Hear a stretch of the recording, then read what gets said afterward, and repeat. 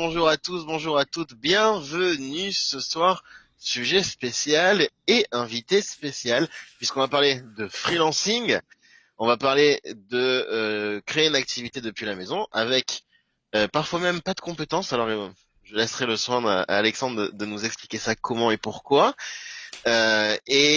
justement, Alexandre est notamment un entrepreneur en freelance, n'est-ce pas?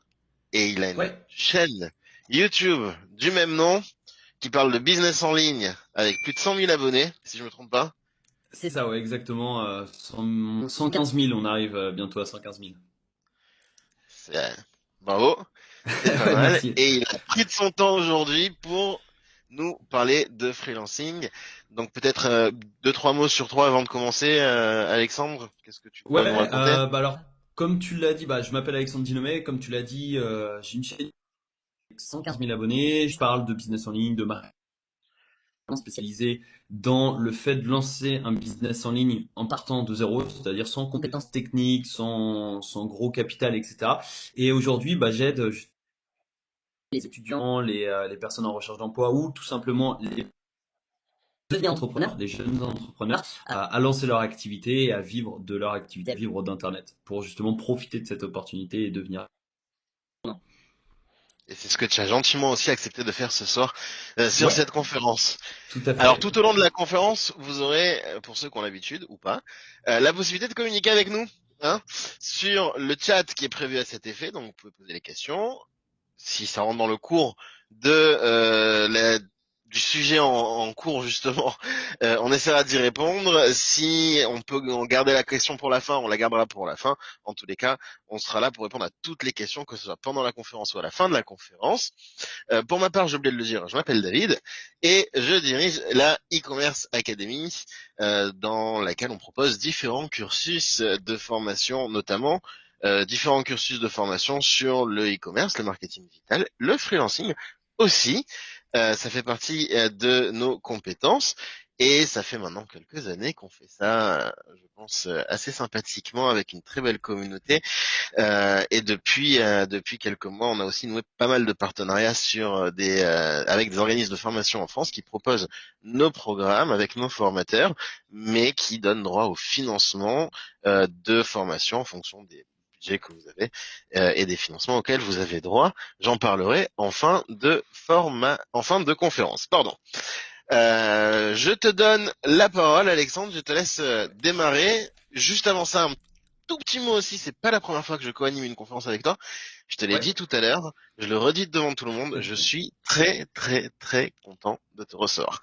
Très content. Chaque fois, j'y prends beaucoup de plaisir et les retours sont toujours unanimes sur toutes les conférences qu'on a données ensemble. Les apprenants sont toujours ravis du voyage. Je suis sûr qu'aujourd'hui, ça ne changera pas à la règle. Ok, super. Je suis très content de participer à cette conférence également et je suis très content justement d'être là, présent ce soir avec vous. Donc voilà, je pense qu'on va passer une bonne soirée. Allez, c'est parti. Alors je vous partage mon écran. Je vous ai préparé un petit pour que vous puissiez bien comprendre de quoi on va parler. Comme ça, ce sera beaucoup plus simple à comprendre pour vous. Ensuite, on passera sur différents sites internet que j'aimerais vous présenter, qui énormément vous aider par la suite, si vous voulez justement lancer votre activité de freelance. Alors, hop. Donc dans cette vidéo, on va en fait cette vidéo, cette conférence en 5 parties, cette présentation en 5 parties. À la fin, on verra comment trouver ses premiers clients. Ce sera la dernière partie puisque c'est certainement la partie la plus importante lorsque l'on veut lancer un business, lorsque l'on veut gagner ses premiers euros sur Internet, c'est trouver ses premiers clients. Donc on finira par cette dernière partie à la fin, mais juste avant, il faut voir 4 étapes indispensables si vous voulez vous lancer en tant que freelance, si vous voulez vendre vos compétences sur Internet même en partant de zéro, et vous allez comprendre pourquoi. C'est également quelques idées reçues, puisque c'est la première étape, introspection de ses compétences plus l'idée reçue à casser, à détruire dès ce deuxième étape, réflexion sur la thématique des services que l'on peut définir sa cible, extrêmement important quand on démarre un business et surtout dans le freelancing. Structurer sa première offre et ensuite, comme vous l'avez compris, trouver ses premiers clients. Donc c'est parti, premier c'est comment trouver une compétence que l'on peut monétiser sur Internet, puisque c'est ça, être en freelance, c'est vendre ses compétences, vendre son expertise à des clients, à des entreprises, à des entrepreneurs, des indépendants, etc. Donc, comment trouver une compétence, c'est certainement la plus souvent quand je parle avec mes clients de freelancing. Eh bien, très important, c'est d'abord de prendre un moment de réflexion. Moi, personnellement, j'adore ça. Je prends un bloc-notes, je note toutes les idées qui me passent à l'esprit et dans cette situation, toutes vos compétences. Donc, est-ce que vous avez je sais pas, en montage vidéo, en rédaction, si vous aimez bien écrire? Est-ce que vous avez des compétences en design, en graphisme, en réseaux sociaux? Voilà, tout et n'importe quoi. Vous notez tout ça sur un papier et vous pouvez également noter toutes vos expériences personnelles et professionnelles, vos études, vos passions, voilà, vos passe-temps, etc., etc. Puisque vous allez voir que si vous avez une passion, par exemple, je ne sais pas, pour l'écriture, bah, vous allez pouvoir vendre cette compétence qui est rédacteur web. Et c'est un métier qui est en vogue et qui va continuer d'exploser depuis déjà 2020 avec la crise sanitaire, mais qui va continuer d'exploser les prochaines années. Bah, si vous aimez écrire, ça peut être l'origine d'un nouveau métier, c'est-à-dire d'une nouvelle compétence.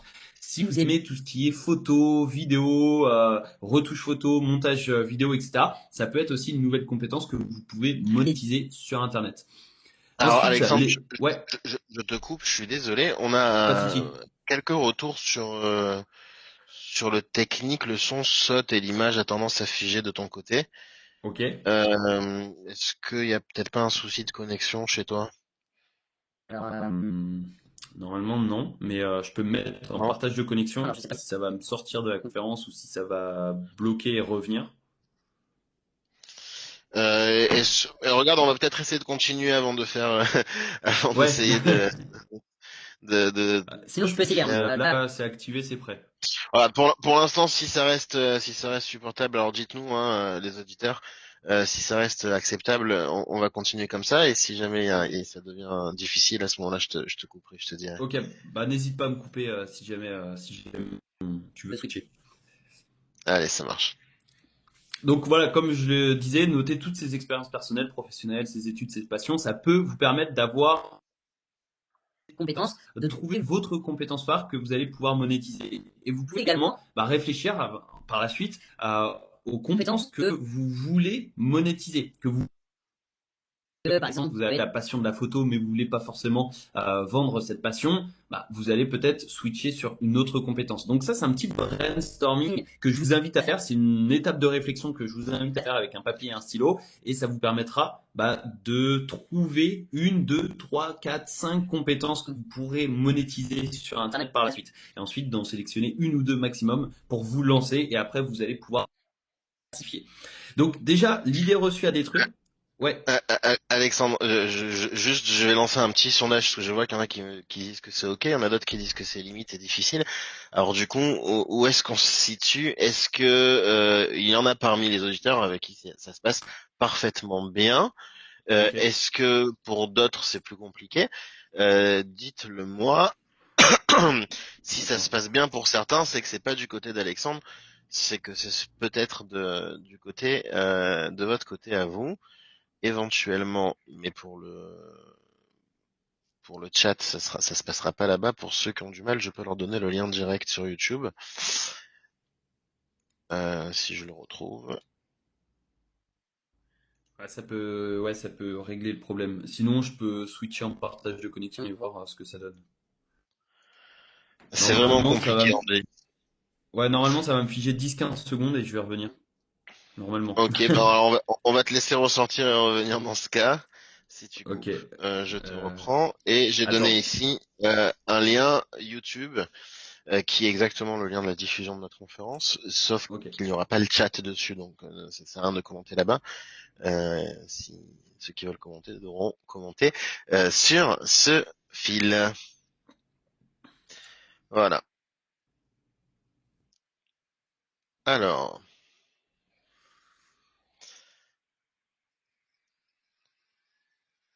donc Alexandre, comme l'avait prévu, c'est figé.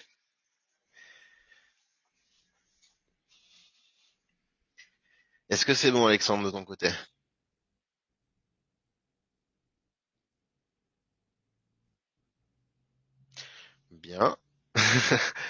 Le temps que Alexandre nous revienne, je vais en profiter pour eh bien déjà partager sa chaîne YouTube parce que elle vaut vraiment le détour.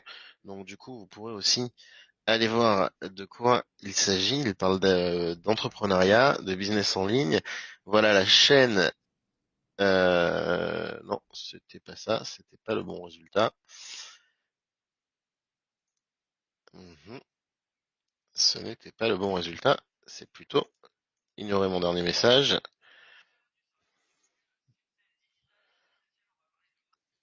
Plutôt celle-ci.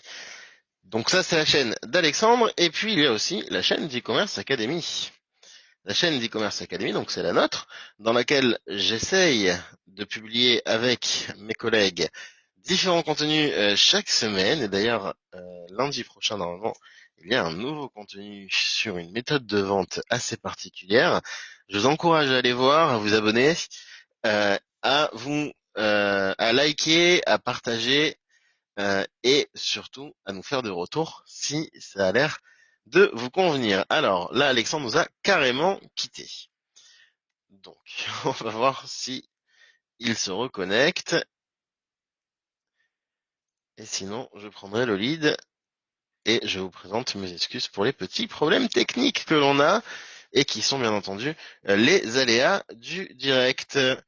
Alors, est-ce qu'il est possible après la réunion que tu me parles, Maudine? Alors, ça aurait été avec plaisir, mais après la réunion, il va se faire un peu tard.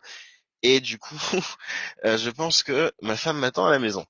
Mais euh, éventuellement, si tu le souhaites, tu peux prendre rendez-vous avec ton conseiller e-commerce Academy. Et je te mets ici le lien pour le faire. J'en discuterai tout à l'heure. Alors j'ai Alexandre qui m'appelle, je prends son appel et je vous retrouve.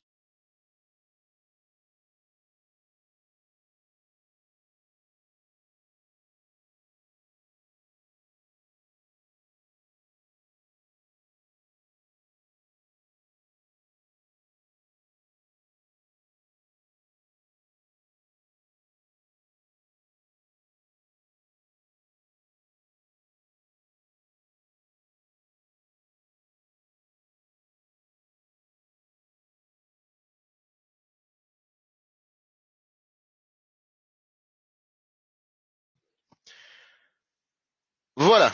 Donc Oui, normalement, Alexandre devrait nous rejoindre et le revoilà. ça devrait passer, enfin, ça devrait être de meilleure qualité. Bon, bah super. Et bah écoute, on va te laisser continuer et je remercie tout le monde de la patience. Ouais, Euh, désolé. voilà, en attendant, on en a profité pour présenter un peu ta chaîne et la nôtre. Ok, bon bah super. Ok, désolé. Du coup, on reprend là où on était. C'était par rapport à l'idée reçue à détruire dès ce soir si vous voulez lancer un business en tant que freelance. Cette idée, en fait, c'est des barrières limitantes que vous vous mettez mentalement, et ce qui peut être totalement normal, c'est de se dire compétences. Je ne peux pas vendre mes compétences, je ne suis pas assez expérimenté ou tout simplement personne ne voudra me payer pour ça. Et ça, c'est des phrases que j'entends beaucoup auprès de mes clients, surtout ceux qui démarrent et qui veulent lancer leur premier business en tant que freelance, pour la simple et bonne raison qu'ils ne se sentent pas légitimes de vendre leurs compétences, vendre leur expertise à des clients, des entreprises, etc. Ce qui peut être normal, enfin ce qui est tout à fait normal d'ailleurs, mais ce qui peut bloquer beaucoup de personnes à passer à l'action et à franchir le cap justement du lancement de son business. Et je vous partagerai à la fin de cette conférence, quand on verra comment trouver ses premiers clients, une petite astuce qui peut qui va énormément vous aider à vaincre cette idée reçue et surtout qui va vous aider à développer votre business. Donc restez bien jusqu'à la fin, ça va énormément vous intéresser. Mais juste avant, j'aimerais vous dire pourquoi détruire cette idée reçue dès ce soir. C'est que tout simplement, les entreprises recherchent principalement des freelances pour déléguer des tâches qu'elles pourraient faire elles-mêmes pour gagner du temps. C'est-à-dire que des fois, les entreprises ont les moyens, ont les compétences de faire telle ou telle tâche, mais elles cherchent pas au final à avoir un niveau top qualité. Elles cherchent simplement une personne qui est prête à faire telle ou telle tâche pour gagner du temps, parce qu'elles veulent déléguer et elles veulent plus s'occuper de ces tâches, tout simplement parce que soit ça leur fait perdre du temps, ou soit elles veulent consacrer leur temps à des tâches qui leur rapporteront davantage d'argent. Et personnellement, moi, mes freelances, quand je les recrute, Dans 80-90% des cas, c'est pour cette raison. C'est-à-dire que j'ai la compétence, je pourrais faire la tâche moi-même, mais je n'ai pas forcément le temps ou je n'ai pas forcément l'envie de m'en occuper. Donc je préfère recruter un freelance pour exécuter la tâche, pour travailler justement avec moi sur cette tâche ou en parallèle de moi. Et je pense que toi, David, c'est exactement la même chose chez e-commerce Academy. Je pense que tu recrutes des freelances pour justement gagner du temps. Je suis assez d'accord avec toi. Je recrute des freelances pour gagner du temps. Alors, encore plus lorsqu'on est entrepreneur et qu'on n'est pas entouré d'une équipe. J'ai la chance de l'être, moi. Ouais. Mais malgré le fait d'avoir une équipe, j'ai des freelanceurs en copywriting, tu l'as dit tout à l'heure, en écriture. J'ai des freelanceurs en graphisme et j'ai des freelanceurs même en formateur. Donc j'ai différents pôles qui utilisent des freelanceurs et pourtant j'ai aussi des collaborateurs avec moi et moi-même des compétences sur chacun des sujets cités. En général, ben, si on est sur un projet ou si on est sur plusieurs projets à la fois, on peut pas être de partout en même temps et on est obligé de déléguer des tâches. Et le freelancing, ça a cet attrait-là pour une entreprise en tout cas, de travailler à la tâche en fait. J'ai une tâche aujourd'hui, j'ai un rush, j'ai besoin de plus de monde ou de plus de temps sur le projet d'un freelanceur. Demain, ben, j'en ai plus besoin, j'ai pas besoin de le payer en plus. Je l'ai payé à la tâche et c'est fini. Donc effectivement, oui, je bosse avec beaucoup de freelanceurs. Et Alexandre, ton partage d'écran n'est pas activé. Mince. J'ai oublié. Ah, désolé, excusez-moi. Mais ce que tu dis est tellement intéressant que ça n'avait pas tellement d'importance. Ouais. Hop, c'est bon, normalement c'est activé. Et voilà, vous pouvez relire cette phrase. En gros, l'idée reçue, voilà, c'est les trois idées. Je n'ai aucune compétence, je ne peux pas vendre mes compétences, je ne suis pas assez expérimenté et personne ne voudra me payer pour ça.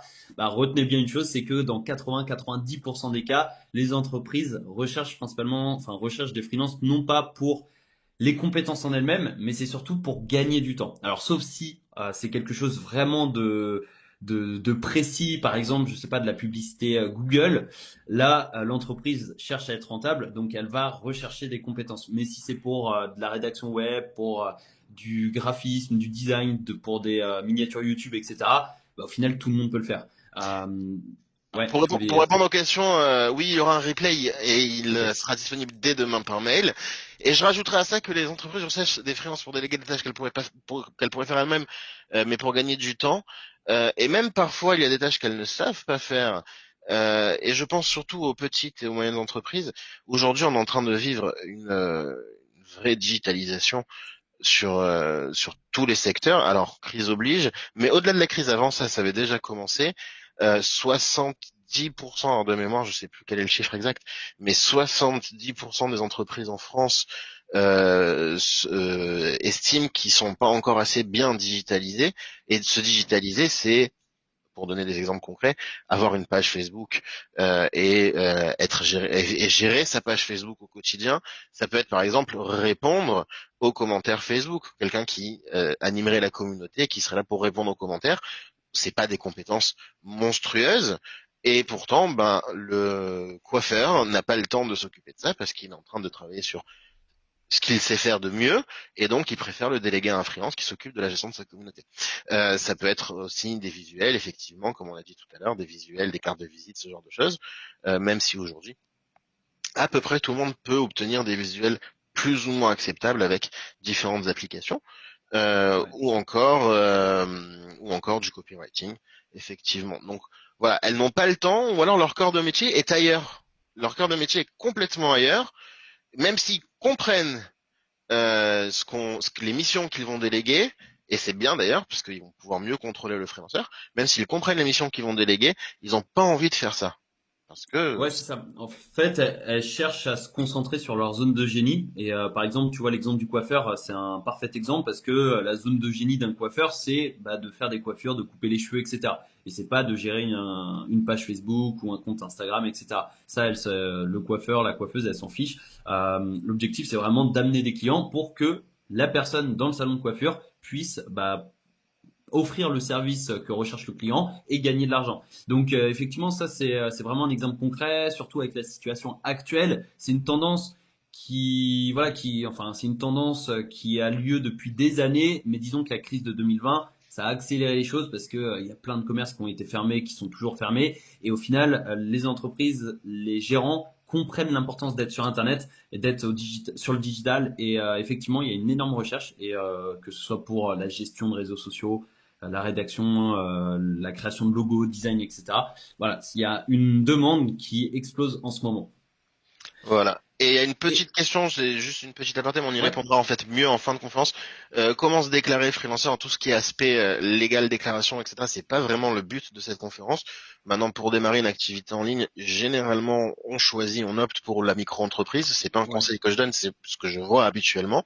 Et en réalité, je pense que c'est pas une mauvaise idée. Ça donne droit à un sacré paquet de droits, notamment un droit à la formation, un financement à la formation. On en parlera en fin de conférence et surtout, j'ai des conseillers qui sont formés pour le faire. Et si ça t'intéresse d'avoir un rendez-vous avec un de nos conseillers, je te mets le lien sur le calendrier pour prendre rendez-vous avec un des conseillers qui saura vraiment t'aiguiller là-dessus et te donner les droits auxquels tu as droit. C'est Ça reparti marche. pour toi. Ok. Et justement, là, j'aimerais apporter votre attention sur les différentes thématiques de service. Alors, il en existe plein, mais j'ai voulu en sélectionner quatre parce que c'est les quatre sur lesquels le business en ligne repose principalement, et surtout les trois dernières. Parce que la première, c'est les services en conseil, tout ce qui est coaching, fiscalité, juridique, etc. Donc là, dans cette thématique de service, forcément, il faut une expérience, un diplôme. Mais par contre, les trois autres, clairement, voilà, si ça vous passionne, si vous êtes intéressé, si vous voulez vous former quelques jours, quelques semaines maximum, vous pouvez lancer votre business sans grande difficulté. Première thématique, c'est les services en compétences, c'est-à-dire avoir une compétence et vendre cette compétence. Par exemple, le graphisme, le montage vidéo avec différents logiciels, c'est extrêmement simple. La rédaction, alors après, ça dépend du niveau de montage, mais si c'est juste des cuts, tout le monde peut le faire. Ensuite, la rédaction web, la vidéo, la photographie, le SEO, etc., etc. Troisième thématique de service, les services de gestion, community manager, donc gérer les réseaux sociaux, gérer une page Facebook, un compte Instagram, une chaîne YouTube pour publier les vidéos, etc. Tout ce qui est comptable, SAV pour répondre aux mails, et également les services de talent. Quand je dis service de talent, c'est par exemple la voix off, c'est-à-dire que tout le monde ne peut pas forcément faire voix off. Par exemple, moi, je pourrais difficilement faire une voix off. Pareil pour le dessin, je suis nul en dessin, donc voilà, c'est un peu compliqué de proposer ces services-là. Mais par contre, si vous avez une belle voix qui passe bien à l'audio, au téléphone, etc., bah, vous pouvez proposer ces services. Et entre guillemets, il n'y a aucune compétence à avoir, c'est simplement votre talent d'avoir une belle voix. Pareil pour le dessin, si vous dessinez correctement, vous pouvez créer des logos, créer différents dessins, différents graphismes, graphiques, etc., etc. Mais sur les deux thématiques de service que n'importe qui peut se lancer, c'est les compétences et la gestion. Donc compétences, voilà, le montage vidéo, comme je vous l'ai dit, il y a différents logiciels qui peuvent vous aider de A à Z, et vous aurez simplement voilà, à faire des cuts de montage, c'est-à-dire couper les blancs par exemple, les E. Graphisme pour les logos, etc. Il y a Canva par exemple, qui est un site tout en un où on peut faire tout de A à Z. Et les services de gestion, donc gérer les réseaux sociaux, gérer le SAV en répondant à des mails, etc. Ça, c'est vraiment les deux thématiques de service sur lesquelles n'importe qui peut se lancer en tant que freelance. Et j'ai voulu vous présenter les quatre parce que selon moi, c'est les quatre thématiques sur lesquelles le business en ligne en général repose. Le talent, c'est la zone de génie qu'on a parlé tout à l'heure, qu'on a évoqué tout à l'heure. Et ensuite, voyons maintenant, déjà, alors les précédentes parties, la première partie, on a vu comment trouver sa compétence, la compétence que l'on va vendre. Maintenant, il va falloir structurer son offre, c'est-à-dire quelle offre on va proposer à quel client. Et l'objectif, c'est envoyer le bon message aux bonnes personnes. Parce que si on envoie le bon message mais aux mauvaises personnes, forcément, on ne fera pas de vente. C'est-à-dire que si on envoie une offre pour gérer un compte Instagram à une personne qui n'a pas Instagram et qui ne compte pas se lancer sur Instagram, forcément ça n'a pas trop de sens et ça ne débouchera sur aucune vente. L'objectif, c'est vraiment d'envoyer le bon message avec la bonne offre aux bonnes personnes. C'est-à-dire connaître précisément ce que l'on souhaite proposer à nos futurs clients, donc avoir la cible avec laquelle on veut travailler, savoir où chercher ses premiers clients sur Internet, on le verra par la suite, et proposer une expérience client de meilleure qualité. Parce que quand on structure notre offre, quand on prend le temps, quelques heures ou une journée ou deux maximum, à réfléchir à notre offre de façon précise, on va pouvoir proposer une expérience client de bien meilleure qualité que si on se lance comme ça dans le flou, dans un brouillard où on ne sait pas forcément où on va et on ne sait pas forcément avec qui on veut travailler. Donc ça, structurer son offre, c'est très important et ça passe par définir sa cible. C'est la première étape quand on veut lancer un business après avoir choisi sa compétence. Donc c'est la cible, ça représente tout simplement les personnes à qui on souhaite vendre nos services avec un S. Voilà, c'est vraiment la cible, c'est les prospects qualifiés, enfin c'est les clients idéaux. C'est vraiment ça. C'est le client idéal. C'est par exemple le coiffeur en bas de chez moi qui veut se lancer sur Facebook, sur Instagram, etc. C'est par exemple le fleuriste qui veut amener davantage de personnes avec de la publicité Instagram. C'est par exemple la boulangerie qui veut augmenter ses ventes avec une communication sur les réseaux sociaux pour une offre en fin de journée avec une réduction, etc. La cible, c'est nos clients idéaux sur lesquels on va comment dire, apporter toute notre attention. Excusez-moi. Quelques exemples, je vous ai préparé 3 exemples. Le premier exemple, admettons que vous voulez vous lancer dans le graphisme, vous pouvez cibler soit les entrepreneurs, avec un S une nouvelle fois, excusez-moi, les entrepreneurs sur Internet qui utilisent des réseaux sociaux. Et la deuxième cible, c'est par exemple les boulangeries qui veulent... Ouais, ENT, ouais. J'ai pas voulu le dire pour... voilà. Non, mais. Parce que je vois qu'il y a pas mal de fautes, excusez-moi. Mais voilà. Et la deuxième cible, c'est par exemple les boulangeries qui veulent développer leur présence sur les réseaux sociaux. Donc, à partir du moment où vous savez votre service, votre compétence qui est le graphisme, vous pouvez aider les entrepreneurs à publier des posts, des publications sur Facebook de meilleure qualité, avec un meilleur visuel, ou alors les boulangeries avec un meilleur logo, avec des flyers dans leur établissement, ou alors des publications sur Instagram, sur Facebook. Quand je dis publication, je ne dis pas publier la publication, je dis créer la publication. C'est ça le graphisme. Exemple numéro 2, vous voulez vendre vos compétences en tant que monteur vidéo, peut-être que vous allez vous adresser aux youtubeurs qui veulent soit déléguer cette tâche pour gagner du temps, soit pour avoir un rendu plus professionnel. Donc si vous n'avez pas forcément de grandes compétences en montage vidéo, vous allez vous adresser aux youtubeurs qui veulent gagner du temps. Par exemple, moi, mes montages vidéo, c'est extrêmement simple. C'est-à-dire que au début, j'ai commencé, c'est moi qui le faisais, je commençais avec des cuts, c'est-à-dire que je coupais les blancs, les les hésitations, etc. Et aujourd'hui, j'ai une monteuse vidéo qui est freelance. Ça me permet de gagner du temps et d'avoir un rendu plus professionnel. Et c'est pas non plus, c'est pas non plus quelque chose avec des effets spéciaux, etc. Ça lui prend très peu de temps parce qu'elle sait comment faire du montage vidéo et en contrepartie, je la paye. Deuxième cible, ça peut être les entreprises qui souhaitent communiquer auprès de leurs clients via la vidéo, donc sur les réseaux sociaux, sur leur site internet, etc. Troisième exemple, rédaction web. Ça peut être les blogueurs qui veulent déléguer la rédaction pour gagner du temps ou pour publier plus d'articles. Ou tout simplement, c'est les e-commerçants qui souhaitent déléguer la rédaction de fiches produits. Le descriptif du produit, etc. Donc ça, une nouvelle fois, c'est pas forcément des compétences où on demande un bac+8, etc. C'est-à-dire, à la limite, quand on veut écrire des articles de blog, on s'intéresse un petit peu au référencement naturel, on s'intéresse aux titres, aux balises, etc. En une semaine ou deux, on est formé et on est prêt à proposer nos premiers services. Alors évidemment, on va évoluer avec le temps et on va se former avec le temps à force de travailler avec des clients. Mais voilà, en quelques jours, quelques semaines, ça peut être très rapide. Je vais rajouter peut-être encore un exemple dans la même lignée de la rédaction web parce qu'on l'oublie souvent et c'est super important. Et la cible, c'est clairement Alexandre Gimonnet. Non, c'est les proofreading. Le proofreading, c'est la relecture. La relecture en rédaction web, c'est super, super, super important.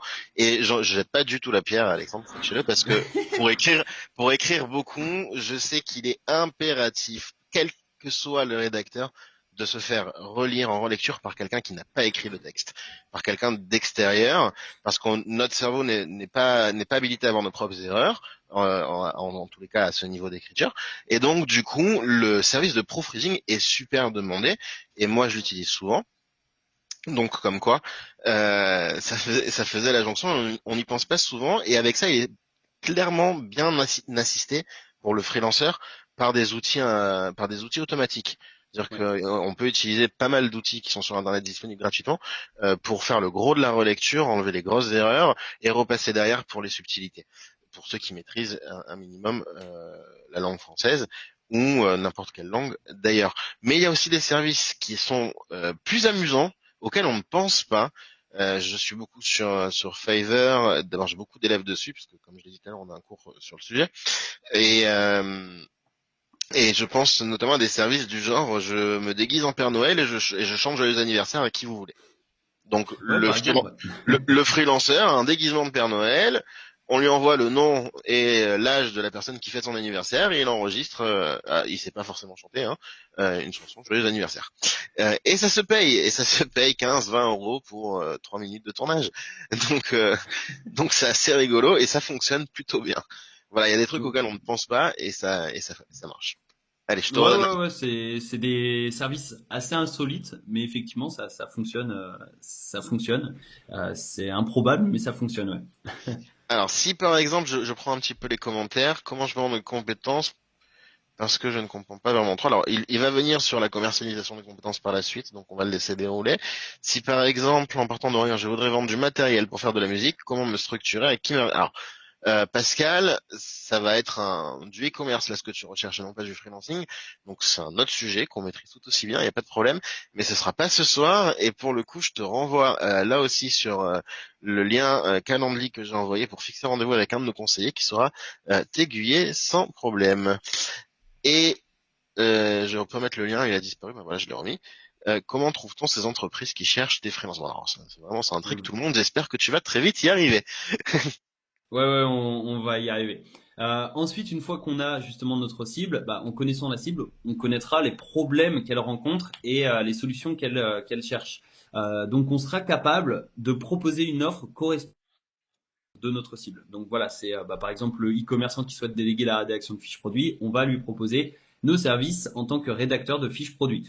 Donc voilà, où trouver ses premiers clients, c'est la question qui revient très régulièrement. Il y a principalement trois lieux sur lesquels j'aimerais justement apporter votre attention. Selon moi, c'est les trois moyens les plus faciles de trouver les clients. Premièrement, c'est les plateformes spécialisées. Je vous en montrerai quelques-unes juste après, mais en gros, c'est des sites internet sur lesquels vous allez être mis en relation directement avec des potentiels clients et surtout avec des personnes qui cherchent des freelances sur telle ou telle compétence. Ensuite, les groupes Facebook. Donc les groupes Facebook, il y a des groupes d'entrepreneurs sur lesquels vous allez pouvoir proposer vos services. Alors bien évidemment, il ne faudra pas spammer et il faudra faire ça correctement, mais vous pouvez très facilement trouver vos premiers clients sur les groupes Facebook justement qui sont en lien avec les compétences et avec les services que vous souhaitez proposer. Et tout simplement le démarchage. Je sais que ça peut surprendre, ou il y a certaines personnes qui ne me croient pas quand ça fonctionne, mais le démarchage, c'est par exemple récupérer les adresses email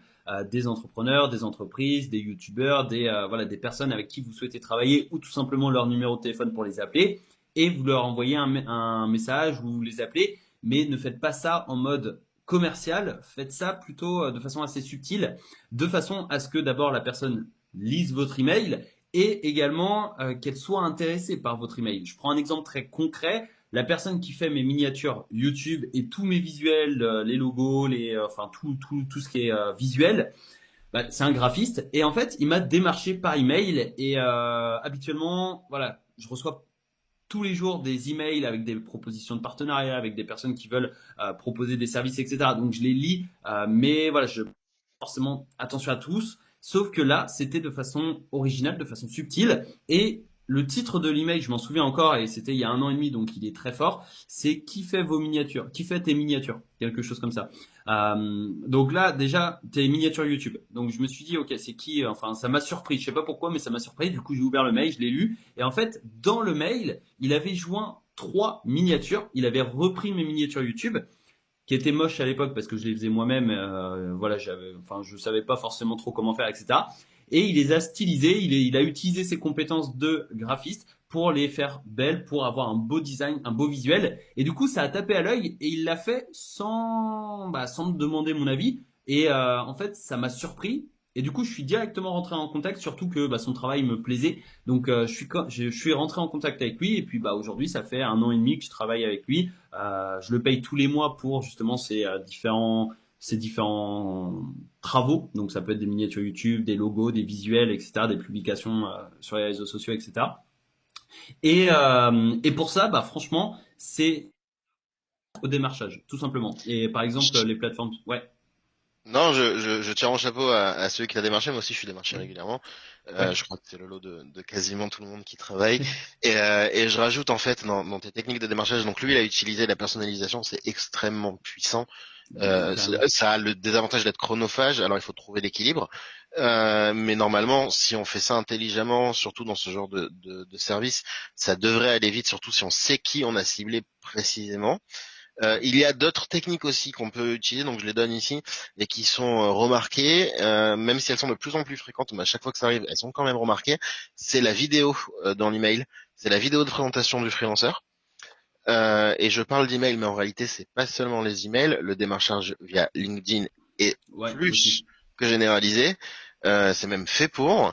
Et là aussi, les vidéos, les envois de vidéos, les envois de présentation sont très très très appréciés. Voilà. Et d'ailleurs, à ce propos, je l'ai dit tout à l'heure, tu n'étais pas là.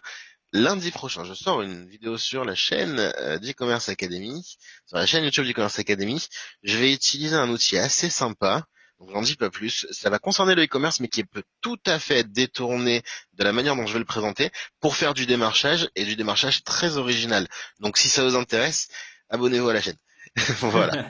Ça peut être sympa. Ouais. Et effectivement, la vidéo, il y a quelques semaines, j'ai reçu un CV vidéo d'une personne qui recherchait un stage. Alors, je cherche pas de stagiaire, mais du coup, ça m'a vraiment surpris. Un CV vidéo et ça change d'habitude parce qu'en ce moment, je reçois plein de demandes de stage et c'est tout le temps les mêmes CV, PDF, etc. Et c'était la première fois qu'on m'envoyait une vidéo et du coup, j'ai trouvé ça très sympa. Ça m'a surpris et bah, j'ai encore son nom en tête. Donc voilà, comme quoi ça marque l'esprit de la personne. Et petite précision, la personne, enfin le graphiste qui m'a démarché avec l'email, dans le titre, c'était qui fait tes miniatures, Alexandre. Donc rien que ça, rien que d'ajouter mon prénom, bah forcément, je vais ouvrir le mail par rapport à quelqu'un qui va dire proposition d'un partenariat, tu vois, par exemple, ou je souhaite travailler avec toi, etc. Donc voilà, ça c'est des petites astuces qui vont vous permettre de démarcher beaucoup plus facilement et de façon Ah, plus allez, sympa avec vos futurs clients. j'en rajoute peut-être un petit peu sur les démarchages tant qu'à faire. L'idée, comme ce qu'il a dû faire, ton freelanceur, c'est que il a probablement fait un hunting, donc il a probablement fait une chasse aux Ouais. prospects. Il a cherché des informations sur les gens à qui il allait s'adresser. Et ce que j'encourage à faire pour tout le monde, si vous travaillez sur ce genre de modèle, c'est de rassembler ça sur un tableau Excel, un Google Sheet, avec l'URL du site, le nom, le prénom de la personne ciblée, peut-être un fait intéressant qu'on a relevé chez lui. Donc tout ça organisé dans des colonnes d'un tableau Excel. Après, si vous maîtrisez un petit peu des outils d'emailing, c'est très facile de généraliser ça et d'envoyer ça de manière automatique en disant bonjour Julien, j'ai beaucoup aimé ton site Intel parce que telle raison qu'on avait répertoriée quand on avait fait son hunting et aujourd'hui je propose tel service qui pourrait améliorer ça, etc., etc. Donc ce niveau de personnalisation, euh, ça peut se faire voilà, en bien répertoriant les choses dans un tableau Excel. Commencer vraiment par sa recherche, tout lister au fur et à mesure, ça sert à rien de faire une recherche, envoyer une recherche, une envoyer, dans tout lister qui on veut cibler, et après tout envoyer. En même temps, Ouais. c'est, je pense, la façon la plus rapide pour ce genre de démarchage et pour ceux qui se posent des problèmes, des questions sur le niveau, au niveau RGPD. Si vous vous adressez à des entreprises et que c'est une proposition commerciale, il n'y a pas de problème à ce niveau-là. Il faut pas envoyer en revanche à des emails personnels. Et je vous recommande, pour faire plus sérieux, d'avoir un email au nom de votre entreprise. Là aussi, c'est encore un autre sujet. Euh, Peut-on être freelanceur en travaillant uniquement de chez soi? Oui, on peut être freelanceur Tout en à fait. travaillant uniquement de chez soi. C'est un peu le but d'ailleurs des freelanceurs, c'est le Ouais, principe. on peut être freelancer sur un transat sous un cocotier à l'autre bout du monde également. C'est ça l'avantage d'ailleurs du freelance, c'est qu'il peut travailler depuis n'importe où dans le monde. Mais le démarchage, c'est pas la seule façon. Hein. On t'a dit les plateformes Non, spécialisées. Tu vas revenir dessus, ouais, j'imagine. ouais, ouais, ouais, ouais, ouais, le Et je- démarchage, on s'y a attardé parce que c'est un moyen général des personnes qui fonctionne pas, mais pourtant ça fonctionne quand c'est bien fait. Quand c'est mal fait, forcément, ça fonctionne très difficilement, mais quand c'est bien fait, c'est extrêmement puissant. Ce qui est Et bien, ce ouais, qui est bien, excuse-moi, je te pas de coupe à chaque souci. fois, mais je répondis à chaque fois sur ce que tu dis, mais c'est toujours très intéressant. Trouver ses premiers clients, tu as bien écrit trouver ses premiers clients parce que en réalité, un freelancer, il a ça en avantage, c'est que si son client est content de lui, normalement le client ne change pas de freelanceur. Il y a une relation de confiance qui s'installe et finalement c'est les premiers clients qui sont peut-être un peu plus durs à trouver, certes, mais une fois que le travail est livré et bon, normalement le client est régulier, normalement le client a un besoin régulier et il n'a pas envie de changer pour prendre des risques. Si ça se passe bien, il restera avec toi. C'est ça, et c'est sur le long terme, et également ça peut activer le bouche à oreille. Et ça c'est extrêmement puissant, c'est-à-dire que vous trouvez 5 clients qui vont peut-être vous recommander à 2 personnes qui vont devenir clients, etc. Parce que par exemple mon graphiste, j'ai dû le recommander à enfin plusieurs personnes autour de moi. Ma monteuse vidéo, là il y a quelques semaines, elle a trouvé une grâce à une de mes recommandations. Et ça, c'est extrêmement puissant parce qu'en gros, le plus difficile, c'est de trouver ses premiers clients. Et après, il y a un effet boule de neige. Déjà, vous savez comment trouver des clients. Et ensuite, vos premiers clients vont vous recommander à leur entourage, leur réseau, etc. Et du coup, vous allez trouver de nouveaux clients. En fait, c'est les clients qui vont venir à vous. Donc, vous n'allez même pas les trouver, c'est eux qui vont venir à vous. Et bah, c'est un effet boule qui peut être considérable sur le moyen long terme. Voilà, je bosse avec un freelanceur qui travaille sur le marketing digital, sur les réseaux sociaux justement, et pourtant on a tout ce qu'il nous faut ici en interne, hein, on enseigne même les réseaux sociaux pour tout vous dire. Mais je travaille donc, j'avais un besoin d'appoint à une époque et je l'ai pris. Donc pour vous dire, la première facture que j'ai eue avec lui, ça devait être de 200-300 euros, donc pas quelque chose d'énorme, bon quand même une mission sympathique, mais pas quelque chose d'énorme. Au fil des mois, ça s'est alourdi, et depuis maintenant 4-5 mois, j'ai pas une seule facture de sa part inférieure à 5 000 euros. Donc oui, quand un client est content, ça avance normalement. Comme quoi, ouais, ouais, ouais, tout à fait. Après, ouais, c'est un effet boule de neige, que ce soit sur les factures, sur les nouveaux clients, etc. Allez, c'est parti. Et j'aimerais vous donner un conseil avant de voir les plateformes spécialisées. En gros, pour démarrer, vous pouvez proposer un tarif très attractif, c'est-à-dire pas très cher, voire gratuit, pour recevoir vos premiers témoignages et pour vous faire la main. Et je sais que ça peut choquer certaines personnes de proposer les compétences gratuitement, de travailler gratuitement pour quelqu'un. Mais déjà de une, ça va vous permettre de vous former directement sur le terrain. Et ensuite, ça vous permet d'avoir des témoignages, des avis, vidéos, écrits, etc. que vous allez pouvoir réutiliser pour trouver d'autres clients. Mais surtout, ça peut être une offre d'essai entre guillemets dans le sens où si par exemple vous allez sur un groupe Facebook et vous voilà sans spammer etc. vous proposez simplement aux personnes qui sont intéressées à 3 personnes qui sont intéressées de travailler une semaine gratuitement pour eux ou de faire 5 visuels gratuitement pour eux, de faire un texte gratuitement pour eux, etc. Bah déjà, ça va permettre d'attirer de potentiels clients et après, ça va vous permettre de les relancer vers votre offre payante, vers votre compétence, votre service payant après le test de vos services gratuits. C'est-à-dire que bah, c'est comme, je sais pas, c'est comme une application par exemple qui vous offre 14 jours d'essai gratuit. Bah, vous allez essayer l'application. Si vous en êtes satisfait, vous allez prendre un abonnement. Bah, là, c'est pareil. C'est-à-dire que c'est un conseil que je peux vous donner pour trouver vos premiers clients. C'est de proposer gratuitement vos services. Ça peut être je sais pas, 3 visuels, 5 visuels, un texte, une vidéo, montage vidéo, etc.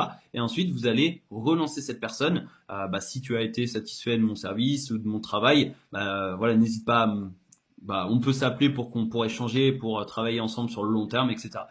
C'est quelque chose qui fonctionne extrêmement bien et voilà, c'est une période d'essai, on va dire.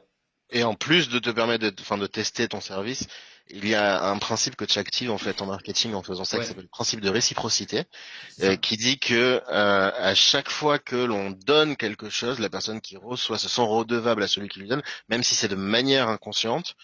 Et derrière, eh bien, l'achat est beaucoup plus facile, ou en tous les cas l'acceptation de la demande initiale est beaucoup plus facile. C'est un peu comme quelqu'un qui nous rend service et qui nous demande quelque chose en retour après coup, et bon, on peut pas lui refuser parce que dans le passé il nous a rendu service. Et ben là, c'est exactement le même principe qui s'active, version marketing, c'est le principe de réciprocité, et la gratuité, ça rentre clairement dans ce contexte-là. C'est ça, exactement. Et donc ça, c'est un conseil que je peux vous donner si vous voulez bah, soit démarcher ou utiliser les groupes Facebook. Mais du coup, on va voir bah, quelques plateformes que vous pouvez utiliser justement pour trouver vos premiers clients. Alors, je vais vous en partager 5, non 3, excusez-moi. Je vais vous en partager 3 parce que il y en a plein d'autres, hein, mais j'aimerais vous partager les 3 que j'utilise en tant que client. C'est-à-dire sur les 3 plateformes que l'on va voir, bah, je les utilise. Enfin, j'ai recruté des freelances et j'ai payé des prestations. La première, c'est 5euros.com, qui est une plateforme certainement la plus connue sur le marché francophone. Vous connaissez peut-être. En gros, le concept, c'est de proposer des services avec un prix de base de 5 euros et bien évidemment avec d'autres services qui sont plus chers pour augmenter le panier moyen. Et sur 5euros.com, vous pouvez proposer plein de services différents, donc tout ce qui est design, graphisme, rédaction visuel, site et développement, réseaux sociaux, donc community management, Snapchat, TikTok, Twitch, etc.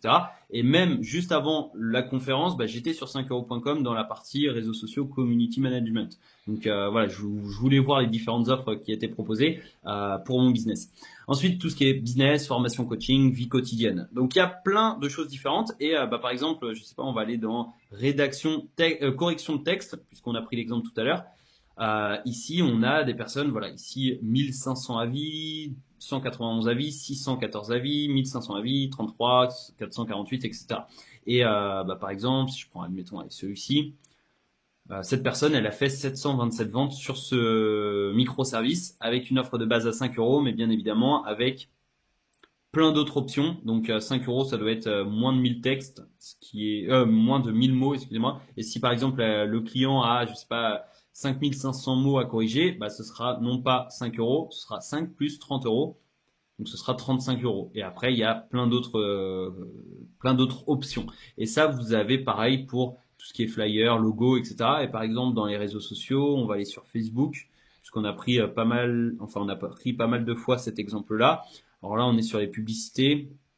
Ouais, ça va être principalement Facebook Ads, mais je suis sûr que si on fouille bien, on peut, voilà, création de page Facebook, on peut également avoir création de publication Facebook, miniature, etc., etc. Donc il y a plein de choses que vous pouvez proposer sur 5euros.com et l'avantage de cette plateforme, c'est que c'est une marketplace, c'est-à-dire que il y a des clients comme moi, par exemple, qui va aller sur 5euros.com pour rechercher un freelance. Donc si par exemple je veux créer une publicité Facebook, voilà, je tape Facebook Ads ou je vais dans réseaux sociaux Facebook, je vais cliquer ici. Si la personne voilà me convient, si le service me convient, etc. Là, 340 ventes, voilà, la personne elle a vendu beaucoup. Mais tu vois, par exemple, Ultime 24 jours, bon 300 euros, hop, je pourrais très bien prendre ce service. Et là, la personne ferait une commande, enfin une vente à 495 euros, puisque de base le service est à 195 euros. Donc ça c'est vraiment extrêmement puissant, puisque là si je prends le service, la personne entre guillemets elle a rien fait. Je dis bien entre guillemets puisque forcément elle a publié ça, elle a travaillé pour avoir les différents avis, etc. Mais entre guillemets maintenant elle a plus rien à faire. C'est un effet boule de neige. Trouver ses premiers clients pour ensuite avoir des clients qui viennent vers nous. Et après on a également Upwork. Ouais. Oui, oui, non, effectivement, et il a l'avantage 5euros.com d'être francophone. L'avantage et l'inconvénient, cela dit. Ouais. L'avantage et l'inconvénient d'être entièrement francophone. Donc c'est bien pour aussi pour les personnes qui ont du mal avec les langues étrangères, même si au final ça limite un peu le marché et il y a d'autres solutions aussi pour travailler à l'international. Alexandre, je vais te quitter une petite minute. Je reprends la conférence, mais je te laisse prendre les rênes, continuer. Il n'y a pas de problème, je reviens tout de suite. Ça marche, pas de souci. Deuxième plateforme que je peux vous présenter, c'est Upwork. Donc Upwork, c'est une nouvelle fois une plateforme de freelance. Alors c'est pas des microservices comme 5euros.com, là c'est des freelance avec lesquels vous allez pouvoir travailler. Donc là on va rechercher par exemple monteur vidéo. C'est là où j'ai trouvé justement ma monteuse vidéo. J'ai tapé monteur vidéo et c'est une plateforme américaine. Donc c'est en anglais, c'est international, c'est en anglais. Moi, en tant que français, parce que je veux que la personne qui monte mes vidéos comprenne le français, comprenne parfaitement le français, parce que sinon ça a aucun sens. Donc ce que je vais faire, c'est que je vais aller sélectionner ici la langue français, French, et je vais avoir uniquement des personnes qui me proposent leur service en tant que monteur vidéo en parlant français. Donc ça, c'est vraiment très puissant parce qu'il y a une faible demande sur le marché français sur Upwork, mais par contre il y a une faible offre, excusez-moi, donc il y a peu de freelance qui proposent leur service sur Upwork. Par contre, il y a une énorme demande, il y a beaucoup d'entreprises, d'entrepreneurs, d'indépendants qui recherchent justement des services. Donc là, voilà, il suffit simplement de regarder les différentes personnes. Donc là, la personne, elle propose 25 dollars de l'heure, elle a gagné déjà plus de 30 000 dollars sur Upwork, c'est-à-dire qu'elle a rempli toutes ses missions. 11 dollars de l'heure, 2000 dollars gagnés, 20 dollars de l'heure, 1000 dollars gagnés, 28 dollars de l'heure, 60 000 dollars gagnés, etc., etc. Donc voilà, par exemple ici, bah là la personne elle vient d'Espagne, ici la personne est de France. Donc je sais que la personne parle français. Donc elle vient de Marseille-Mélé, je sais pas où c'est, mais voilà, en tout cas elle vient de France et ça je pourrais l'inviter à me rejoindre dans mon équipe, à rejoindre justement mon job, puisque je peux lui proposer un job. Et là, tu vois que bah, le descriptif, excusez-moi, est en français. Ensuite, il l'a traduit en anglais, bien évidemment. Mais en tout cas, quand c'est en français, bah moi, en tant que français, je sais que la personne parle français. Sinon, ce serait en anglais. Donc là, French native, ça veut dire que c'est la langue maternelle. Donc ça, c'est vraiment très intéressant en tant que Français de proposer ces services sur Upwork parce que, bah, une nouvelle fois, on va se différencier de la masse et des personnes qui ne parlent pas français. Donc là, pareil, Enzo qui vient de France, bah, je pourrais très bien le contacter pour lui proposer le travail. Et là, tu vois que les langues, bah, il est natif. Alors, il est anglais, français, ce qui paraît, mais en tout cas, normalement, il habite en France, donc normalement, il parle français. Bah tu vois ici donc là il est français natif donc le français c'est sa langue maternelle et ça m'intéresse en tant que client.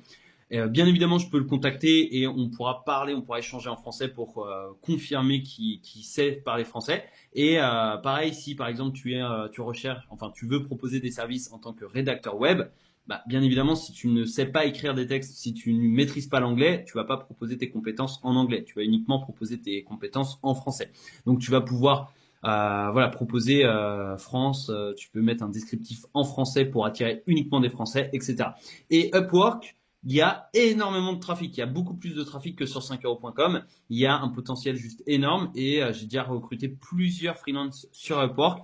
J'ai notamment aujourd'hui ma monteuse vidéo et la personne qui gère mon blog, je les ai recrutés sur Upwork. Et il y a d'autres personnes avec qui bah voilà, je travaille plus parce que c'était des missions entre guillemets éphémères que j'ai recrutées aussi sur Upwork. Donc ça c'est très intéressant. Et troisième plateforme, c'est Fiverr qui est le concurrent de 5euros.com mais sur le marché anglophone, sur le marché américain. C'est pas forcément en concurrence, c'est plutôt l'équivalent américain.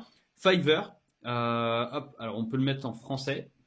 On va le mettre en français et bah pareil, on a plein de possibilités. On peut voilà proposer des conceptions de logos, du web design, du WordPress, du dropshipping. Mais on peut mettre rédacteur web.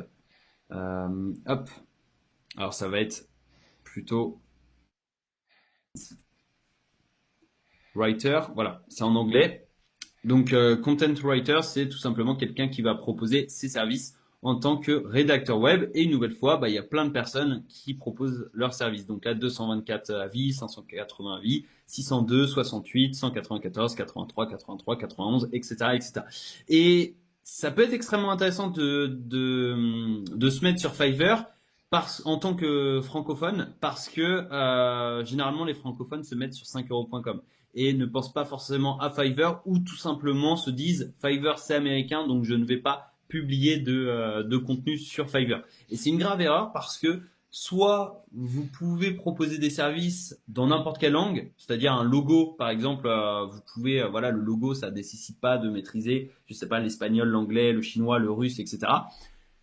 À partir du moment où vous pouvez échanger avec le client, bien évidemment, mais après avec Google Traduction, vous pouvez vous en sortir. Mais il y a d'autres services, par exemple la rédaction web. Bah, là, il va falloir proposer un service français en français sur Fiverr pour attirer des personnes françaises. Parce que si vous ne maîtrisiez pas l'anglais, l'espagnol, etc., ça va être compliqué d'écrire des textes en anglais, en espagnol, etc. Donc, vous pouvez publier. Ouais, tu voulais ajouter un truc? Oui, oui, mais je voulais pas te couper. Ah ouais, non, Non, bah, bah, vas-y.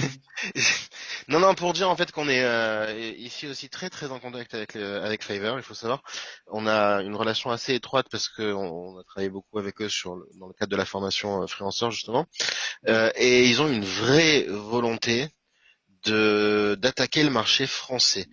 Que ce soit au niveau des annonceurs ou des clients, des freelanceurs ou des clients, ils cherchent à rentrer dans le marché français qui est dominé aujourd'hui par 5 euros, effectivement. Et donc, du coup, un freelancer qui parle français a un avantage certain sur les autres freelancers présents sur la plateforme Fiverr parce que leur algorithme volontairement les pousse en avant. Et ça, c'est quelque Ok. chose que personne ne sait, mais c'est ce que j'ai en interne par rapport à notre à nos relations. Donc voilà, c'est une bonne chose à savoir. Ok, ouais, je savais pas. Mais ouais, du coup, c'est super intéressant de savoir ça. Et en plus, en vous lançant aujourd'hui sur Fiverr, bah, vous prenez une longueur d'avance par rapport aux personnes qui se lanceront dans 1 an, 2 ans, quand Fiverr sera davantage sur le marché français, excusez-moi. Donc ça, c'est pas mal. Et après, en plateforme, vous avez Malte, Coder.com, il y a plein d'autres plateformes. Là, j'ai voulu vous en présenter trois. C'est les trois que j'utilise en tant que client. Donc voilà, c'était les plus pertinents à mon sens.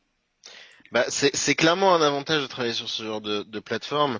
Donc, ce sont des places de marché de freelancing, et moi, j'adore les places de marché.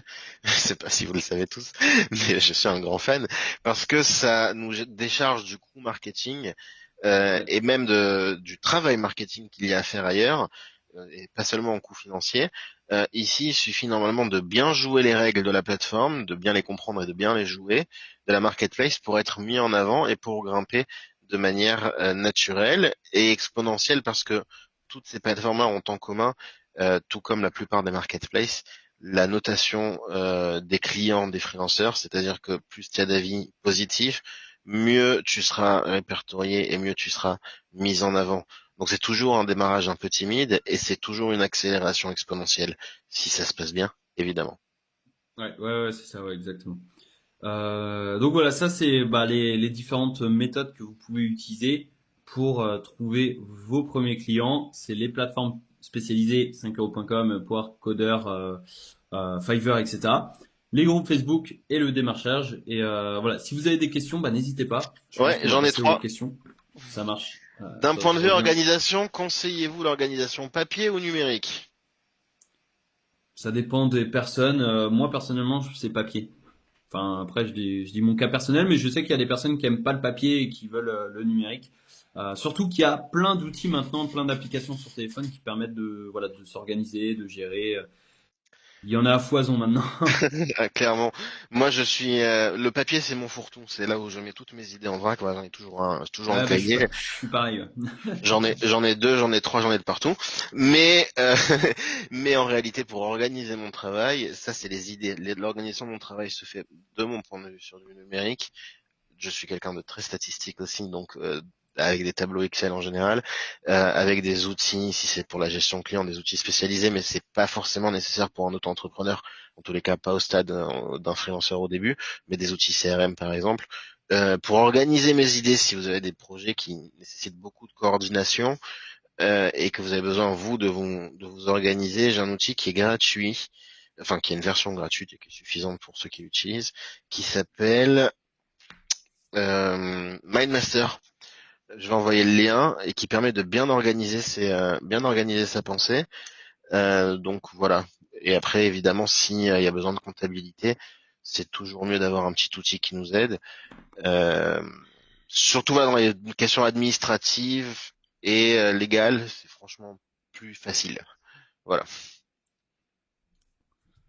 Mais Ok, ça coûte pas j'irai très voir cher en ça. général.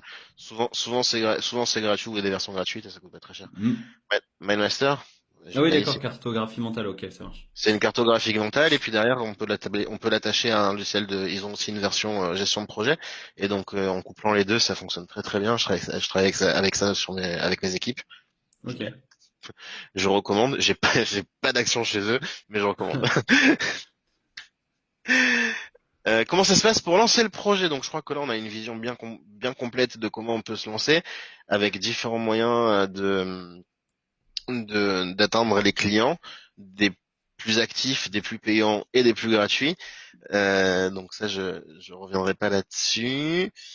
Euh, Est-ce qu'il est mieux de commencer par limiter ses services en France ou bien au contraire aller à l'international? Ça dépend des stratégies de chacun. Ça dépend également si tu maîtrises l'anglais ou non. Ça dépend. Moi, ce que je te recommanderais davantage, c'est de concentrer de concentrer tes efforts sur quelques services, sur un, deux, trois services maximum pour rester focus et pas vouloir proposer tout et n'importe quoi. Parce que c'est en proposant un certain type de service, par exemple le graphisme, que tu vas te créer une certaine image sur ce service-là.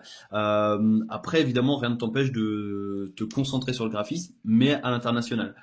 Ça dépend également des plateformes que tu vas utiliser. Si tu utilises 5euros.com, tu vas te concentrer sur le marché francophone et après tu peux faire un copier-coller de ton service, tu le traduis en anglais, tu le mets sur Fiverr et ça peut être aussi très pertinent.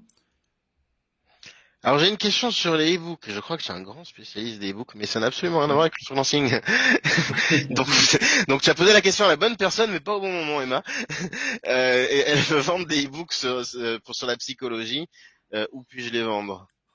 Ouais, alors sur 5euros.com, tu peux les vendre. Alors après, la psychologie, c'est pas forcément le cœur de cible de 5euros.com, mais ça se vend sur 5euros.com. Tu peux les vendre également sur Amazon, sur Kobo by Fnac, etc. Donc là, tu peux auto-publier ton ebook. Et après, si tu veux développer une communauté autour de la psychologie ou si tu as une communauté, bah, tu peux très bien faire une page de vente avec un bon de commande et vendre directement ton ebook à ta communauté. Ou publicité, mais bon, là, c'est pas forcément ce que je te recommande, surtout si tu démarres. Claire. On arrive au bout de la présentation, Alex. Ouais, ok, bah super. Ouais. J'espère Alors, non, non, que je c'était te pose la complet. question. C'était une question. Ah ouais, ouais, bah oui, oui, oui, on arrive, Ah, ouais. alors c'est le temps des questions pour nos auditeurs. N'hésitez pas à poser vos questions.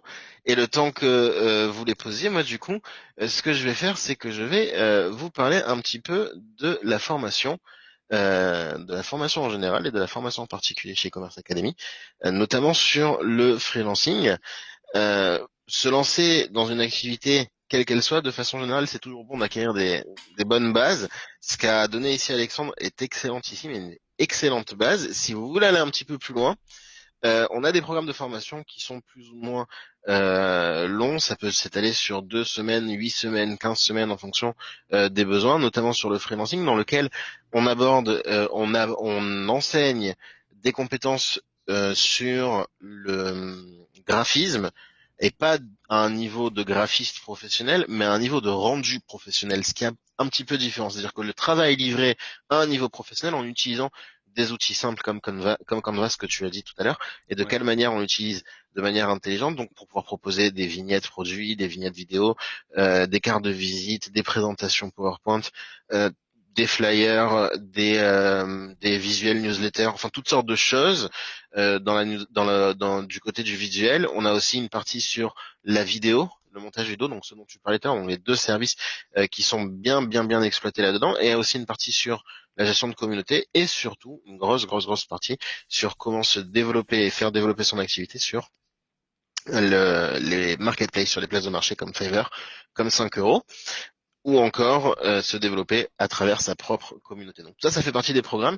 Je dis pas ici ni combien ni comment ça coûte, ça dépend vraiment des projets et on s'adapte au niveau du programme, aux besoins de chacun et donc du coup celui qui a plus, celui qui a moins et surtout on essaye d'arriver à un zéro reste à charge avec nos clients, c'est-à-dire qu'aujourd'hui on sait activer des financements en France pour ceux qui ont droit, et normalement c'est quasiment tout le monde, pour faire financer vos formations, que ce soit en activant des comptes personnels de formation ou encore si vous décidez d'entreprendre, et c'est le cas dans le freelancing, par le biais de votre auto-entreprise, vous avez droit à un budget de 3 500 € de formation, ce qui est quand même assez énorme, et je crois qu'on est un des rares en France à savoir l'activer ce levier-là. Donc tout ça, c'est quelque chose qu'il faut savoir et c'est aussi quelque chose de très personnel, c'est-à-dire que ce qui est valable pour l'un ne l'est pas forcément pour l'autre. Donc du coup, on a un service de conseiller qui s'occupe de vérifier vos droits, de vous aiguiller sur la bonne formation en fonction de votre projet. Par exemple, la personne qui nous parlait de la vente de ses e-books, c'est peut-être pas la formation freelancing qu'on va lui proposer, ou encore celui qui voulait vendre des produits un peu plus tôt non plus, et pour ceux qui veulent se lancer dans le freelancing, ce sera peut-être ça. Donc du coup, on a une équipe qui est vraiment dédiée à ça et qui est assez professionnelle sur le sujet. Pour prendre rendez-vous, c'est gratuit, ça n'engage en rien. Vous avez le lien Calendly que j'ai mis depuis le début de la conférence et que je rabâche, je le force. Non, c'est parce qu'ils en avaient besoin jusqu'à maintenant, mais là, je le mets. Donc, vous cliquez dessus, vous prenez rendez-vous, c'est assez facile. Vous voyez les créneaux qui sont disponibles, dans la limite des créneaux disponibles, évidemment. Et puis derrière, eh bien, vous avez un rappel par un conseiller au moment du rendez-vous.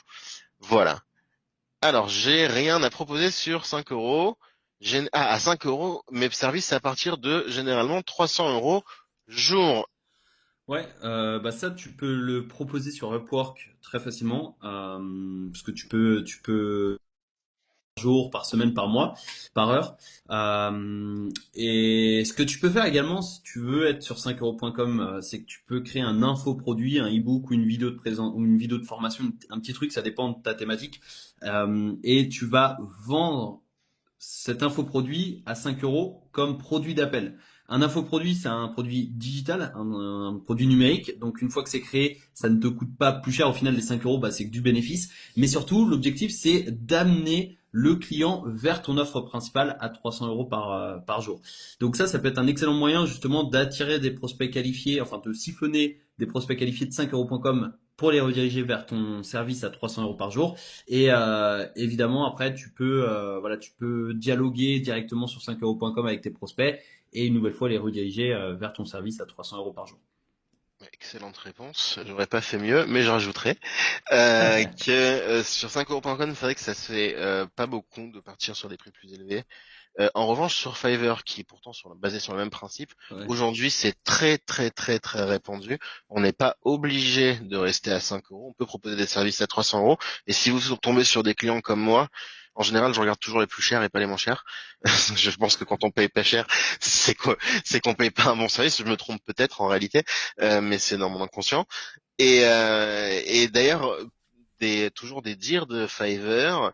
Aujourd'hui, ils sont revenus un petit peu sur cette idée des 5 euros, enfin des 5 dollars à l'origine, et à présent, ils préfèrent privilégier justement des services plus élevés, des services à 30 dollars pour des petits services, mais même des services à 300, à 500, ça se propose sans problème. Surtout si ton tarif est au tarif jour et non pas au tarif mission, ça peut se présenter exactement comme ça. Ouais, tout à fait. Ouais. Voilà. Donc j'ai besoin qu'on me rappelle pour mon dossier, bien Christopher. Le lien du rendez-vous est dans le chat. Je donne des cours de maths chez les particuliers. Ça fonctionne très très bien. Ouais, Tu tout à fait. confirmes, Puis tu Alexandre? peux le faire, tu peux le faire à distance au final. Surtout avec la situation actuelle, tu peux le faire à distance et au final, tu vas avoir beaucoup plus de prospects et de potentiels clients que dans ta ville, dans ton département, dans ta région. Là, tu t'adresses vraiment au monde entier. Donc, effectivement, tu peux vendre tes cours de maths, tes services de cours de maths sur Internet sans problème. Est-ce possible d'obtenir des partenariats avec des entreprises afin de financer les outils utiles pour vendre nos services? Exemple, un monteur vidéo aura besoin d'un ordinateur. Alors, je ne sais pas si j'ai tout à fait compris le sens de ta question, mais si tu veux parler des financements possibles pour les entrepreneurs au niveau du matériel, en France, ça ne rentre pas du tout dans l'aspect formation et non, il n'y a rien pour ça de prévu. Euh, et si c'est une création d'entreprise, si c'est une entreprise déjà en activité par rapport au Covid, en ce moment il se passe des choses. Mais en dehors de ça, si c'est une création d'entreprise, je crois pas que tu aies droit à ces subventions-là. Donc a priori, la réponse est non. À moins que tu aies une information que je n'ai pas, hein, Alexandre, Non, tu non, peux non, moi revenir. je ne sais pas du tout. Mais je pense pas. Effectivement, avec le Covid, il peut y avoir différentes choses. Mais je suis pas du tout au courant de ça. Ok, ben je crois qu'il n'y a pas beaucoup d'autres questions, ça veut dire que c'était bien. Est-ce que on peut avoir plus d'informations sur le budget de 3500 euros pour les auto-entrepreneurs? Oui, effectivement, je peux vous donner plus d'informations.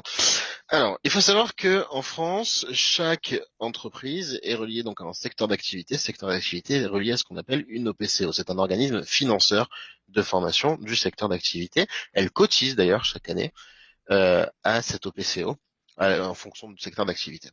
Il existe un OPCO, donc un OPCO, qui s'appelle AGFIS et qui est directement lié, entre autres, aux auto-entrepreneurs, sauf certains secteurs, donc je ne rentre pas dans les détails, je l'ai fait dans les grandes lignes.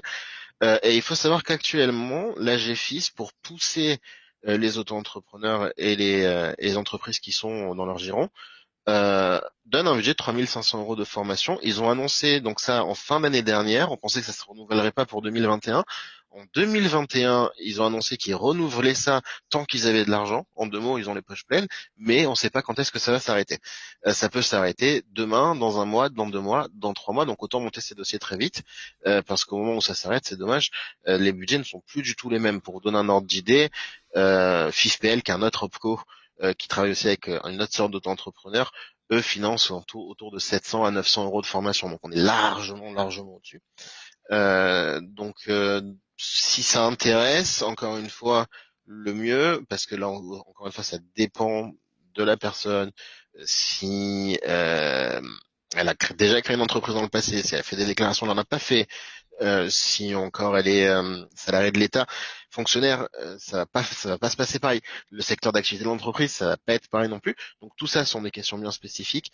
Je te renvoie au lien Calendly avec les conseillers qui sauront vraiment t'aiguiller sur ce coup-là. Mais 3500 euros de budget, c'est quand même assez exceptionnel.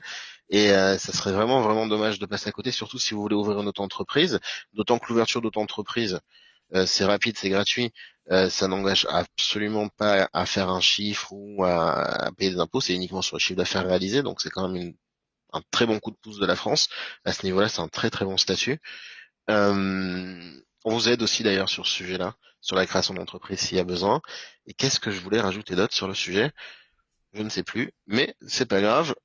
C'est encore une fois 3500 euros. Si c'est quelque chose que vous avez envie de faire, entreprendre, euh, ne passez pas à côté, ne perdez pas trop de temps parce que c'est pas un budget infini qu'ils ont non plus. Et quand il y en aura plus, ils couperont. Voilà. Est-ce qu'il y a des sponsors? Bon, ça c'est un autre sujet aussi au lancement, mais c'est plutôt une levée de fonds qu'il faudrait faire sur un projet. Mais en général, peu d'investisseurs. Enfin, on va un peu casser des mythes parce que je travaille beaucoup aussi là-dessus. Peu d'investisseurs investissent sur une idée. En général, un investisseur investit sur un projet qui en est à ses prémices, si on vraiment c'est un investisseur à ses tout débuts, mais qui a déjà au moins une vision, un produit, un axe marketing, des premiers clients. Il y a déjà quelque chose à proposer. Ce qu'on appelle, bon, je vais pas entrer dans les détails. Quoi qu'il en soit, un des sponsors au lancement, c'est compliqué. Maintenant, ça peut être un proche de la famille. Voilà, ce qui arrive souvent, ça peut être ça, si c'est un proche qui veut t'aider. Mais en dehors de ce cercle-là, il y a peu de chances d'arriver sur quelque chose. En tous les cas, à partir d'une idée et rien de plus concret. Par contre, j'aurais besoin d'être appelé au plus vite. J'ai une réponse pour USAF. Donc ça, Christopher, encore une fois, vous verrez ça avec les conseillers dans la semaine. Bonsoir. Est-ce qu'il y a un replay? Oui, il y aura un replay qui sera envoyé demain. 3000 euros, c'est par an, tout à fait. Mais comme c'est annoncé pour l'année 2021, je ne sais pas si ça se renouvellera l'année prochaine. Peut-être que l'année prochaine, ils renouvelleront les budgets habituels qu'ils ont, qui peuvent tourner autour de 1000, 1400, 1500 euros. Et oui, ça se renouvelle chaque année, dans la mesure où ils ont décidé de renouveler cette hauteur-là. J'ai lu pas pour création. Ah si, Alain, pour création, ça fonctionne très bien. Ça fonctionne très bien. Ce qui est assez génial d'ailleurs parce que en tant que société nouvellement créée, on n'a pas forcément encore fait de déclaration, on n'a pas encore forcément cotisé à la GFIS et ils sont très généreux à ce niveau-là. Est-ce que ça peut fonctionner avec Pôle emploi? Oui, ça peut fonctionner avec Pôle emploi. Il faut quand même que ce soit cohérent avec le projet qui est présenté au conseiller Pôle emploi et que ce soit en accord avec ce que vous avez envisagé ensemble. Comment se former en rédacteur web, en relecture et quels sont les outils? Alors, pour ma part, j'y travaille très dur en ce moment sur une formation de copywriting. D'autant que c'est un sujet que je maîtrise plutôt bien et que j'enregistre personnellement. En général, les formateurs que j'ai ici enregistrent les formations, mais ce sujet-là, je tenais à l'enregistrer personnellement. Il n'est pas encore sorti chez nous en tout cas. Ça viendra courant de l'année. Peut-être que Alexandre, tu as quelque chose à conseiller sur le sujet. Sur le rédacteur web, c'est ça? Montage vidéo? Rédacteur web. Rédacteur web, rédacteur web, si c'est pour des articles de blog, etc., je te conseille de te former un minimum sur, par exemple, YouTube avec le SEO, le référencement naturel, parce que c'est une des compétences à avoir quand on est rédacteur web. Et après, faudrait trouver des outils pour justement corriger des textes. Alors, j'en ai pas en tête. Est-ce que t'en as d'avis, Reverso. toi? Ouais, Reverso, Reverso. ouais, voilà, exact. Reverso, ça fonctionne très bien. Sinon, directement sur Google Docs, il corrige pas trop mal, pas toutes les fautes, Ouais, mais pas au même niveau que Reverso. ouais, ouais. Reverso extrêmement bien. Vous tapez C'est vrai. Reverso, correcteur d'orthographe. Ouais, c'est vrai que c'est le top. Et du coup, en fait, tu peux directement écrire tes textes là-dessus, comme ça corrige tes fautes directement en automatique. Donc ça peut être pas mal. Et après, faire attention aux fautes d'orthographe. Donc pourquoi pas, justement, je sais pas, Becherel à côté, en cas d'hésitation. Mais après, rédacteur web, au final, t'as pas forcément besoin de formation en elle-même. Faut être juste bon en orthographe ou utiliser des outils. Notamment Reverso, et puis après connaître un peu le SEO, le référencement naturel, etc. Oui, enfin, je serais moins d'accord avec toi sur ce point-là, mais non, je Bah ça pense qu'il y a quand dépend. même des compétences. Oui, Et pour écrire, normalement, quelqu'un qui maîtrise le français, ça suffit. Pour écrire pour le web, il y a quand même quelques techniques de copywriting, de storytelling à maîtriser. oui, non mais Maintenant, quand ça dépend du besoin de la structure qu'il y a en face. Si c'est pour rédiger une fiche produit et qu'on n'est pas trop mauvais, ça suffit normalement à un niveau basique. Si c'est pour travailler une séquence mail étalée sur 3 mois, ah faut un non petit non niveau. mais ok ouais non mais on n'avait pas la même définition. Pour moi, tu vois, rédacteur web et copywriter, c'est pas du tout pareil. Effectivement, copywriter faut des compétences beaucoup plus poussées. Rédacteur web, je te parle d'articles de blog ou de fiches produits pour le e-commerce. Voilà, ça peut, ouais, effectivement. Ouais, On est mais pour moi, d'accord. tu vois, c'est pas du tout les mêmes, c'est pas du tout les mêmes services et pas du tout les mêmes métiers. Est-ce qu'il faut avoir déjà cotisé en tant qu'entrepreneur? Non, si c'est une création. Pour les approches à distance, on favorise les mails ou les appels téléphoniques ou bien même les deux. Les deux, pourquoi pas une première approche par mail et ensuite proposer directement. C'est là où on pourra mieux convertir. Moins agressif, le mail Ouais, pour ouais, si démarrer. t'appelles directement, ça va être trop agressif et C'est ça, si quelqu'un arrive à obtenir mon numéro perso et m'appelle sur ma ligne, je le reçois assez mal en général. Donc, ouais, bah pareil, ouais. Il a très donc peu de chances de conclure avec moi. c'est ça, c'est ça. Cela dit, vous avez vu l'outil que j'ai utilisé, Calendly, là, pour prendre les rendez-vous. Je Ah, l'adore ça par celui-là aussi. exemple. Je l'adore celui-là aussi. Ça c'est Je le incroyable remets, comme outil, ouais. je le remets pour l'occasion. Décidément, je l'ai placé 50 fois ce soir. Mais, cet outil-là, il coûte pas cher du tout. Il coûte vraiment pas cher. Et pour fixer des rendez-vous clients, vous mettez ça dans votre signature d'email. Ça fait Ouais, son petit effet. ouais, Euh, carrément. donc, je crois même qu'il y a une version gratuite. Euh, Ouais, il y a ok. une version gratuite, ouais, il me semble. Ouais, comme j'ai toujours l'habitude de tout payer, moi. Je l'ai dit tout à l'heure. Mais bon. Une question un peu à côté, le dropshipping, ça compte comme service ou commercial? Dropshipping, c'est commercial. Ouais. Est-ce que je dois passer en personne physique au début? Une auto-entreprise, ça engage la responsabilité morale de la personne physique, mais c'est une entité, c'est une entreprise. Donc, une auto-entreprise, oui. Légalement parlant, en France, toute activité professionnelle doit être déclarée. Ce qui est quand même un avantage sur le freelancing, c'est que normalement la marge du freelanceur est quand même assez élevée. Elle est censée avoir très peu de frais et investir de son temps.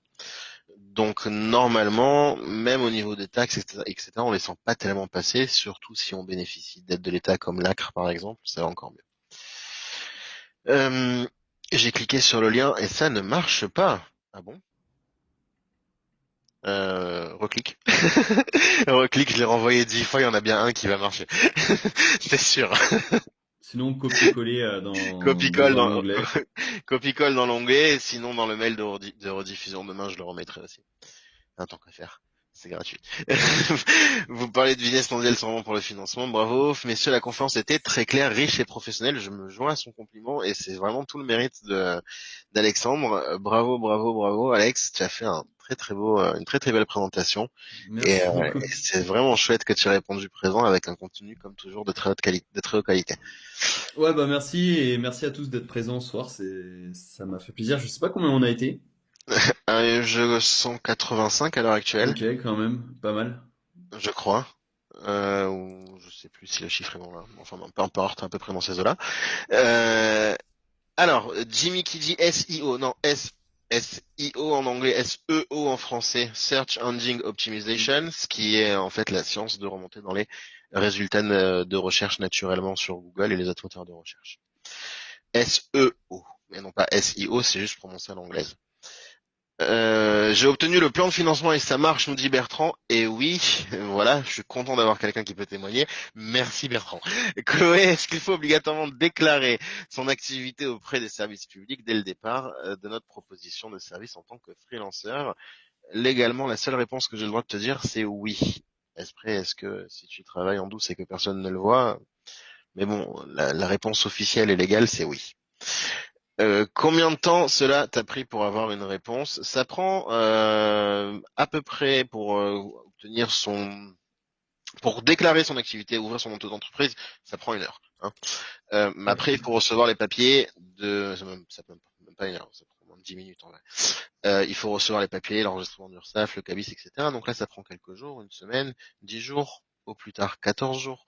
À partir de Ouais, là, vraiment, vraiment maximum. Ouais. Voilà, à partir de là, s'il faut obtenir les financements de la GFIS, il y a quand même une demande de prise en charge à faire au préalable. Eux répondent sous 30 jours, plus ou moins.